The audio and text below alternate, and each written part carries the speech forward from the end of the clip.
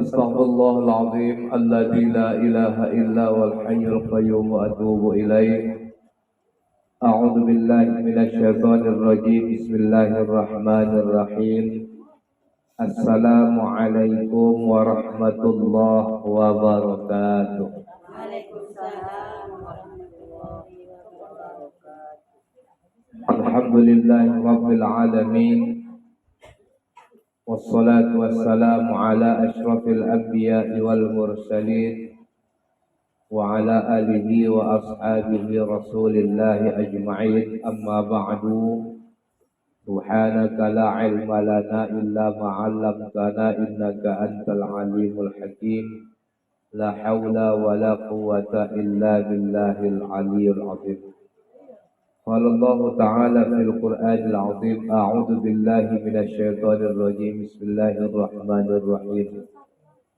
يا أيها الذين آمنوا اتقوا الله ولتنظر نفس ما قدمت لغد واتقوا الله إن الله خبير بما تعملون. صدق الله العظيم.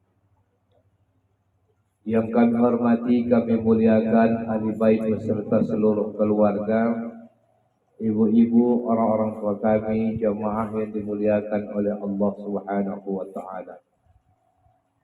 Mari kita bersyukur kepada Allah di atas segala nikmat yang sudah banyak diberikan Allah kepada kita, baik berupa nikmat materi, nikmat kesehatan, sehingga dengan nikmat-nikmat yang diberikan Allah kepada kita, kita berusaha semaksimal mungkin untuk memanfaatkannya dalam rangkaian meningkatkan amal ibadah kita kepada Allah Subhanahu wa taala, baik berupa amal ibadah wajib maupun amalan ibadah sunnah yang diperintahkan kepada kita. Kita berusaha dengan semaksimal mungkin untuk melakukannya, sebab tidak ada lagi yang bisa nanti menolong kita di yaumil hisab kecuali amal-amal ibadah yang kita kerjakan selama sewaktu kita diberikan Allah Ta'ala kesempatan untuk hidup di dunia Allah Ta'ala ini. Kita pergunakanlah kesempatan itu untuk jalan yang diridhoi oleh Allah Subhanahu wa taala. Mudah-mudahan apa yang kita lakukan bernilai pahala di hadapan Allah taala sebagai upaya kita dalam bentuk kesyukuran kita kepada Allah terhadap nikmat yang diberikan kepada kita tersebut. Selanjutnya, selawat merangkaikan salam kita persembahkan kehadirat Ruh Junjungan Alam Baginda Muhammad Rasulullah sallallahu alaihi wasallam dengan mengucapkan Allahumma salli wa sallim wa barik alaihi. Mudah-mudahan kelak kita mendapat syafaat daripadanya di yaumil hisab kelak. Amin ya rabbal alamin. Ibu-ibu, orang-orang tua kami, jamaah yang dimuliakan oleh Allah Subhanahu wa taala. Pernah dalam sebuah riwayat, suatu hari tatkala baginda Rasulullah sallallahu alaihi wasallam naik ke mimbar untuk berkhutbah,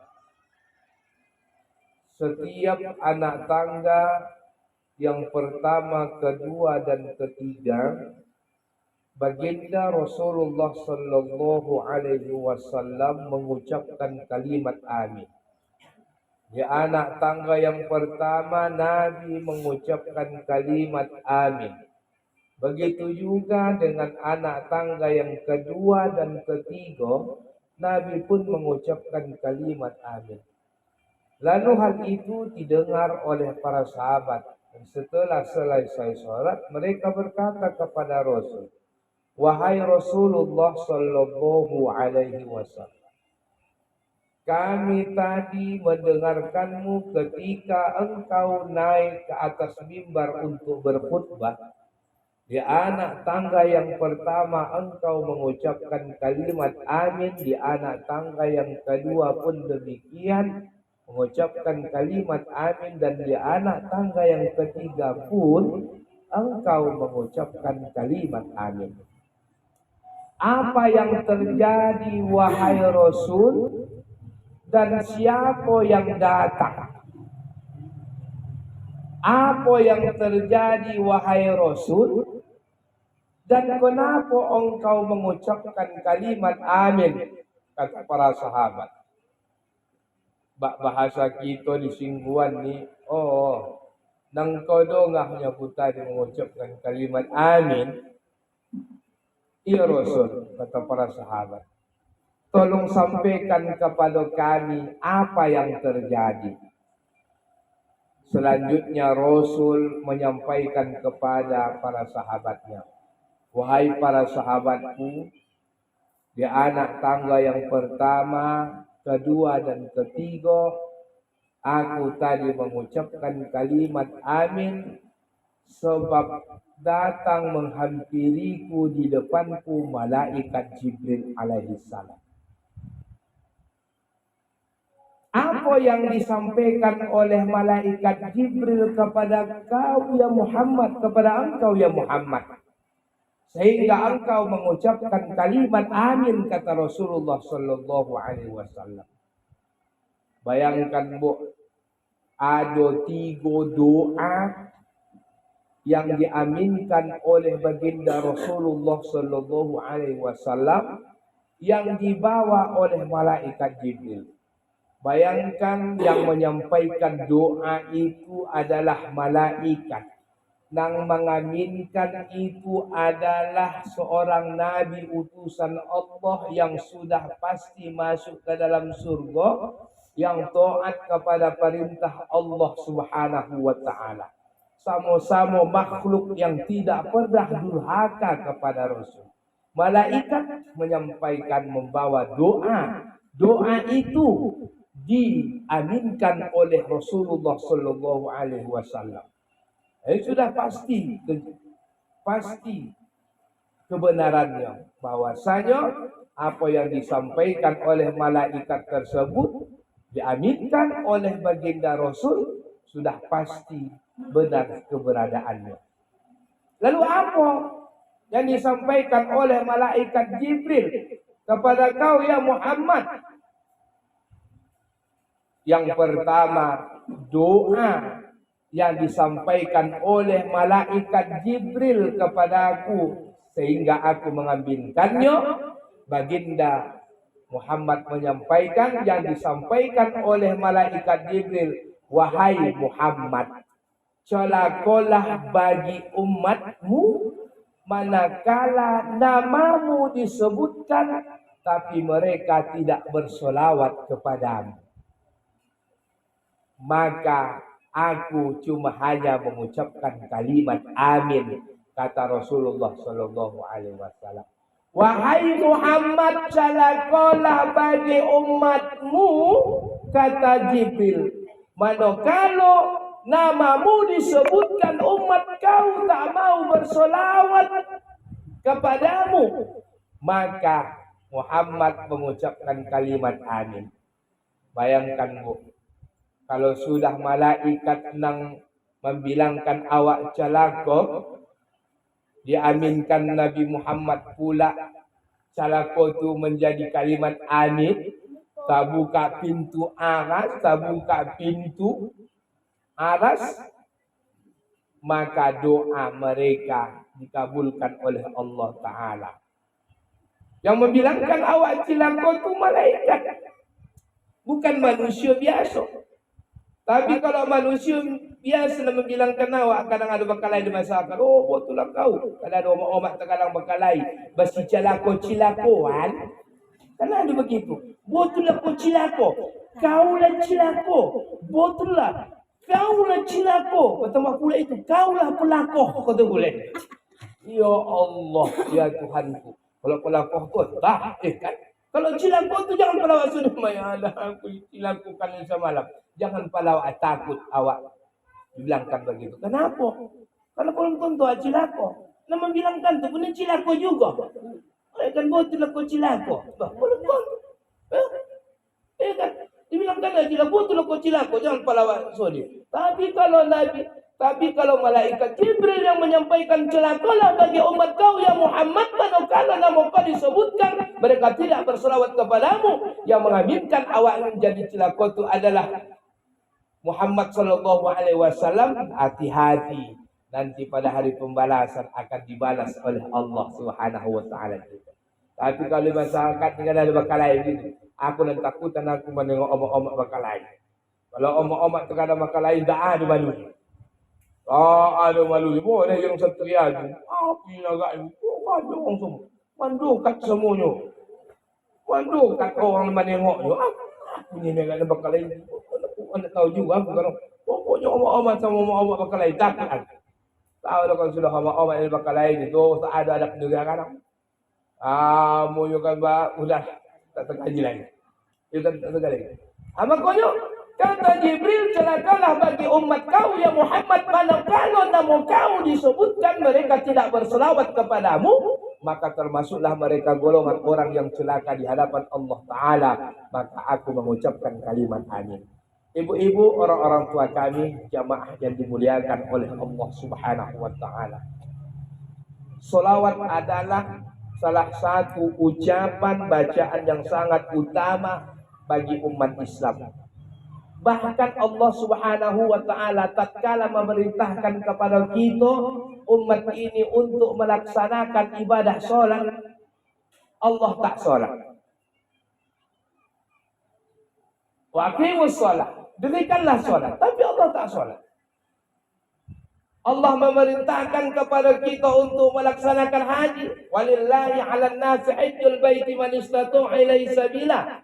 Laksanakanlah perintahku, kata Allah Ta'ala, untuk sampai ke Baitullah, melaksanakan ibadah haji yang mampu untuk melaksanakannya. Allah tak bahagia. Wa aqimus shalah wa atuz zakah, dirikanlah salat, tunaikan zakat. Nah, Allah tak pernah berzakat. Diperintahkan kita untuk berpuasa di bulan suci Ramadan. Kutiba alaikumus shiyam. Diwajibkan atas kamu berpuasa. Allah tak pernah berpuasa. Tapi tatkala Allah memerintahkan kita untuk bersolawat kepada junjungannya baginda Muhammad sallallahu alaihi wasallam, dia yang pertama kali bersolawat kepada Rasulullah sallallahu alaihi wasallam dan para malaikat. Innallaha wa malaikatahu yusholluna 'alan nabi ya ayyuhalladzina amanu shollu 'alaihi wa sallimu taslima. Sesungguhnya Allah dan para malaikat bersolawat kepada Nabi sallallahu alaihi wasallam. Baru diperintahkannya kita, ya ayyuhalladzina amanu, hai orang-orang yang beriman, sallu alaihi, bersolawatlah kamu kepada junjunganku, sallu alaihi wa sallimu taslima. Mudah-mudahan dengan kamu bersolawat kepada junjunganku, kamu akan mendapatkan keselamatan nanti di hari pembalasan. Luar biasa. Inilah mulianya Rasulullah sallallahu alaihi wasallam. Maka alangkah merugilah bagi kita tatkala nama Muhammad disebutkan kita tidak bersolawat kepada Rasulullah sallallahu alaihi wasallam, maka termasuklah kita orang yang celaka di hadapan Allah Ta'ala. Begitu mulianya Rasul dalam kehidupan umat ini. Kita tak pernah kenal dengan Rasul. Ibu kenal dengan Nabi Muhammad secara langsung? Tidak kan? Karena kita bukan hidup di zaman Rasul. Tapi kalau kita hidup di zaman Rasul, mungkin bagaimana karakter Rasul itu, kita kenal. Kita pun mengenal Rasulullah karena ada namanya sejarah Nabawiyah, sirah Nabawiyah. Ya kan? Kita tengok di YouTube, kita tengok penyampaian para ulama, para mubaligh, kita dengarkan bagaimana keseharian Rasul. Padahal kita tidak pernah, dan Nabi pun tak pernah kenal dengan kita. Bisa dia memberikan syafaat kepada kita. Kita dalam hidup ini belum tentu bisa dapat memberikan syafaat kepada kawan kita. Walaupun setiap hari apa dah. Kan pergi ke sungai sama-sama bah kau juga nyo. Pergi awak ke kode bah kau juga nyo. Pergi ke sembahyang nak ke masjid bah dia juga. Tapi Muhammad tak pernah kenal dengan kita dan kita tidak pernah secara langsung kenal dengan baginda Rasulullah sallallahu alaihi wasallam. Inilah kemuliaannya. Inilah keistimewaan yang diberikan oleh Allah Subhanahu wa taala kepada baginda Rasulullah sallallahu alaihi wasallam. 25 nabi dan rasul, cuma hanya satu yang bisa memberikan syafaat kepada umatnya, yaitu Muhammad sallallahu alaihi wasallam. Maka tatkala alangkah merugilah bagi kita tidak pernah kita basahi lisan kita untuk senantiasa berselawat kepada baginda Rasulullah sallallahu alaihi wasallam. Inilah yang disampaikan oleh malaikat Jibril, ya Muhammad, celakalah bagi umatmu, nama kamu disebutkan ketika nama kau disebutkan, umatmu tidak mau mengambil bagian untuk berselawat kepadamu, maka mereka termasuk golongan orang yang celaka di hadapan Allah Ta'ala. Langsung diaminkan Rasulullah sallallahu alaihi wasallam. Maka oleh karena itu, ibu jamaah rahimakumullah, kata Rasulullah sallallahu alaihi wasallam, man shalla alayya marratan ala Allah alayya Allahu alayya asyratan. Barang siapa yang membaca selawat kepadaku sekali, maka Allah akan memberikan pahalanya 10 kali. Bayangkan, Bu, sekali kita mengucap Allahumma sholli, marilah kita berselawat kepada baginda Allahumma sholli wa sallim ala sayyidina Muhammad wa ala ali sayyidina Muhammad, 10 kali lipat diberikan Allah Ta'ala pahalanya.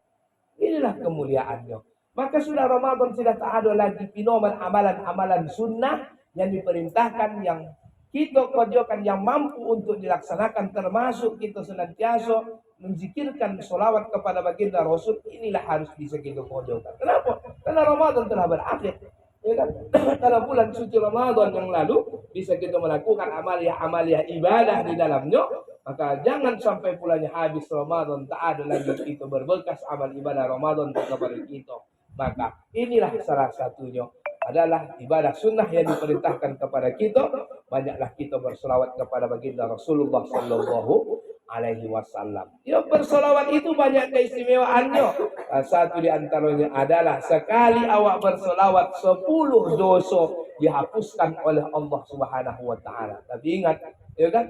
Jangan pula ya kena banyak awak dosa awak sembahyang awak tu hendak berselawat saya laku, jangan. Tak juga.